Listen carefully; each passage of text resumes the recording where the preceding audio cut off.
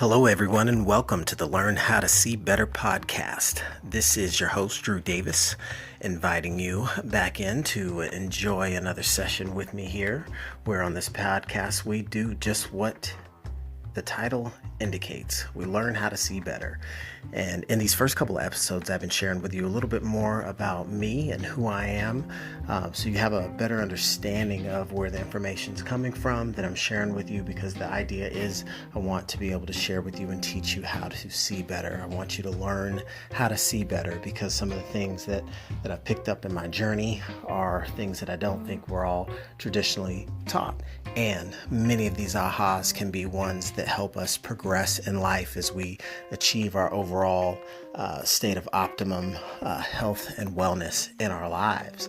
And one of the first times I actually had the opportunity to learn how to see better when I was about 20 years old, and to really drive the point home of how I learned to see better by being able to look deeper within myself, to understand more about who I actually am, and some of the ways that you can take these moments where you have certain experiences in life and use those to drive you and fuel you and propel you forward as you look to achieve the dreams and goals that you set out to accomplish. But it's probably best illustrated by taking you back to the late 90s for a moment, and walk with me, if you will, down memory lane for a quick trip. And I shared how, I was essentially, a college kid that was, coin operated, and thought that the reason we go to college is so we can continue to get good grades and get a good job and make a lot of money and support a family and all those things, right? And so I was pretty ambitious, and I picked one of these money-making majors. But as so many of us do, we learn how to have a whole lot of fun in college without all that parental supervision. So, I had fun just like everyone else. And when it came time to get serious and get into some of those major classes, I struggled. I wasn't a serious student yet. I wasn't a college student. I was a kid in college.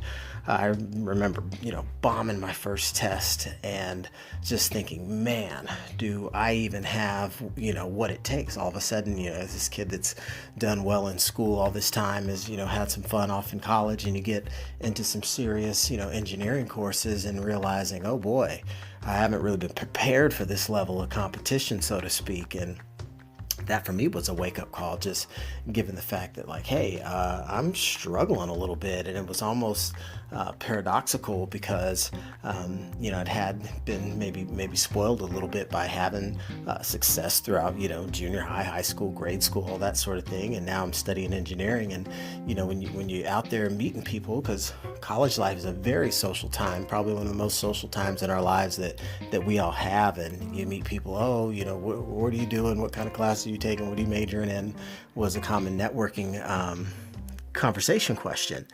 And people say, oh, what are you majoring in? Oh, engineering. Wow, you must be so smart, and this, that, and all these accolades. And, college is fun, life's good. And, people think you walk on water because you take a tough major and you're going to be rich and all these other great things. But the reality of it all was I wasn't feeling so smart. I was sitting here going through these classes, scratching my head. I'm thinking, man, either I'm not, as sharp as these kids, or I'm not, a super nerd, or, just worried that finally having some challenge academically and being behind, that I was struggling a little bit. It was like, man, am I cut out for this? And you start to question your capability and your own, intelligence and ability to succeed, which is unfortunate. But what got difficult for me was when the grades started to slip, and was just having too much fun, and realizing, I'm getting nothing but feedback through these test scores that indicate, you either need to get your act together and get out of the way, because, I was starting to have those questions. Gosh, am I not smart? Is this major for me? Can I do it? And it's funny how opportunity can show up for you at certain times when you maybe have certain questions in your life, because I remember I got this campus job, making a whopping, $9 an hour. Talk about, a rich student, right? And the funny part about that job was I was actually providing some assistant, I was basically a lab assistant for a lecture and lab course. And this happened to be the same course that I didn't do so hot in when I was taking it as an enrollee just a year earlier. And I figured, well, hey, if I can get paid $9 an hour, I'd at least be able to teach this stuff a little bit. I've learned it once. I didn't do that great in the class, but I understood the concepts. And so I went down the path of, this regular campus job. And one of the funny things about the experience that I had was there was a kid in the class was struggling a little bit and kept coming up to me with some questions about how to hook this up and concept questions. And I did what I could to answer the questions. They seemed pretty straightforward. And I didn't really, I didn't understand or know that the kid was struggling in the class at the time, like about to flunk out. But I helped him the best I could when I had the opportunity to. And then, just like that, the semester was over, and I think it was winter break. And, lo and behold, a month or so later, 2 months later, I see the guy around, and he literally tracks me down in the engineering building one day and says, hey, let me talk to you for a second. I'm thinking, what's going on? Everything all right? I'm in a hurry today. I don't have time to answer questions. What's up? He says, hey, I just wanted to stop you and let you know I'm, super thankful and so, excited. That course you helped me with, I had a D in it. I was about to fail, and I got a B. And I said, whoa, really? Congratulations. And I'm sitting there thinking, my goodness, how did you turn it around? Because you ended up doing better in the class than I did. And it was amazing for me to just have this overwhelming sense of joy take over when I realized that information I had inside of me that I had gone and acquired, and even though I struggled to get it and didn't necessarily look like a rock star student with regard to that subject matter, I understood it, and I was able to help someone do better than not just better for themselves, heck, even better than I did once they were able to get some insight about how to overcome an obstacle, by someone who had been there, had seen it and done it already. And that's when it hit me. I said, wow, I could teach others to help them succeed. Some of these concepts I didn't have someone to explain to me when I was struggling. And so all of a sudden the things that I thought they kind of went away. It's like, wow, my education and the things I'm learning, it has value because of how I can help others with it. And so I'd shared previously how the major that I signed up for was engineering. And the big thing that I took away in year one is you learn how to learn for a lifetime. And the idea from that's like, okay, well, just if you keep learning and keep sharing and keep teaching, you can keep adding value to people's lives. And how rewarding is that going to be when when there's something that you found passion in, that you're able to go forth and share it with others and help them enhance the quality of their life? That just seemed so cool to me. And it was a big aha that even though, you might struggle with something as you go on this path of learning, as you develop your own knowledge and skill sets, that expertise can be so rewarding once you share it with others, and you never know how much you're going to actually help them and potentially be that breakthrough.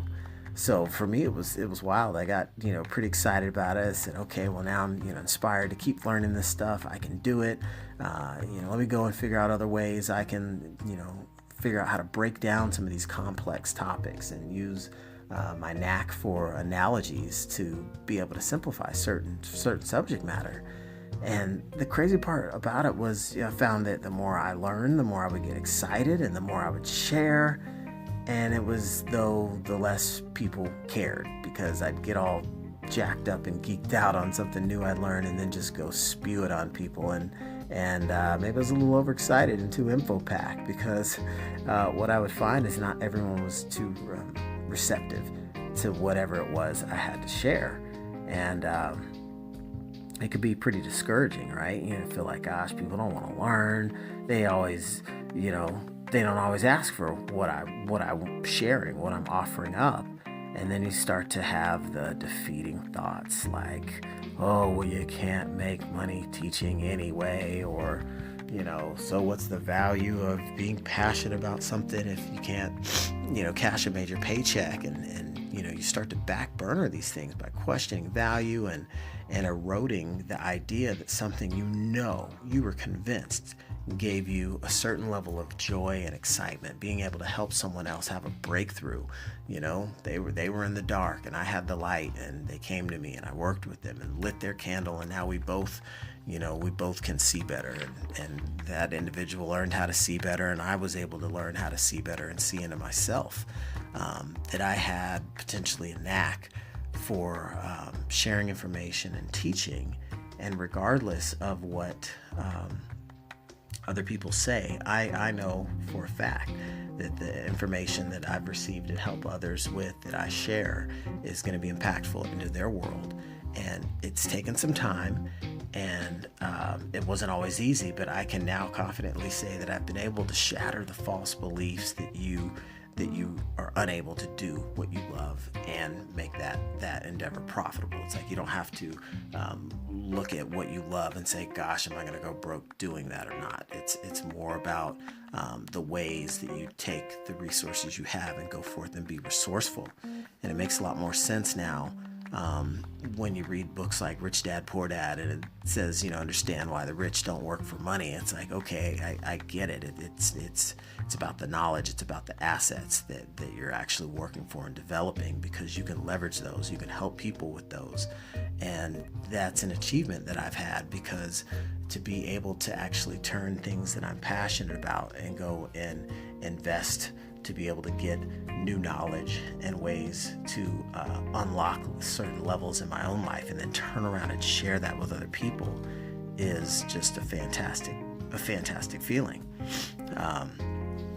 So it's amazing to think about how you can go from one point where you're just bumbling and stumbling around in the world, to finding that, hey, there's something out there that you have a little bit of a calling for, or certain interest or certain passion that drives you. And whether you want to drive that to being a leader, or you want to drive that into being profitable in business, or you want to drive that into leaving a legacy, or all of the above, that it's possible to do that. And moreover, it's about being able to do what you want to do, and to do what you love, and not have to focus on the compensation for it. You can have your cake and eat it too. And I think what's been the most important lesson learned is that I have learned to live. And how do I do that? Is you live to give. You live to give, and you give to receive. So that's kind of what I think has come from this entire process of learning how to see better, to see myself and understand that, hey, I'm driven by being able to operate in such a way that adds value to people's lives. And I find joy in being able to go out and learn cool and exciting things that enhance the quality of life, and say, hey, look what I've got out here. We live in the information age now, so we're all trying to find it. And when you're able to locate some good gold nuggets, you feel like you've got that duty to share them with the world, because some of these prizes, they shouldn't be kept secret.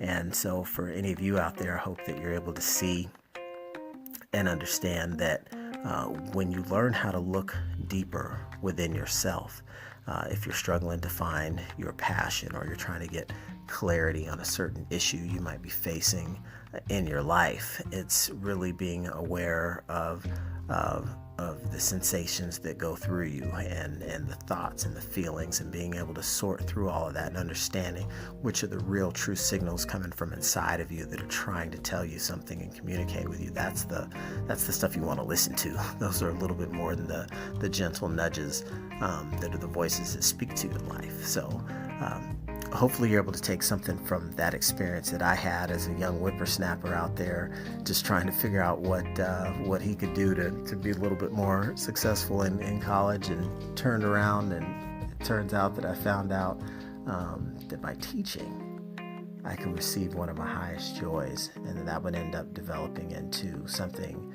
that I restrained for some time, but knew it was a passion, and was able to overcome the inhibitions about value and knowledge and education, and being able to share that with people and leveraging a platform to do that, such as this one right here, so that when I learn how to see better, I can teach others to see better as well. So with that, I want to go ahead and close this episode out. Until next time, keep doing what you can do to understand yourself a little better, look deep within, and know that you have the ability to live the life of your dreams one step at a time. So until next time, can't wait to catch up with you all again soon. See ya.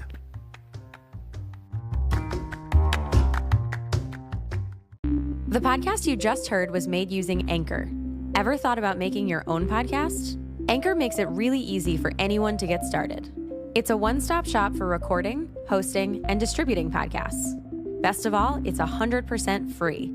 Sign up now at anchor.fm/new. That's anchor.fm/new to get started.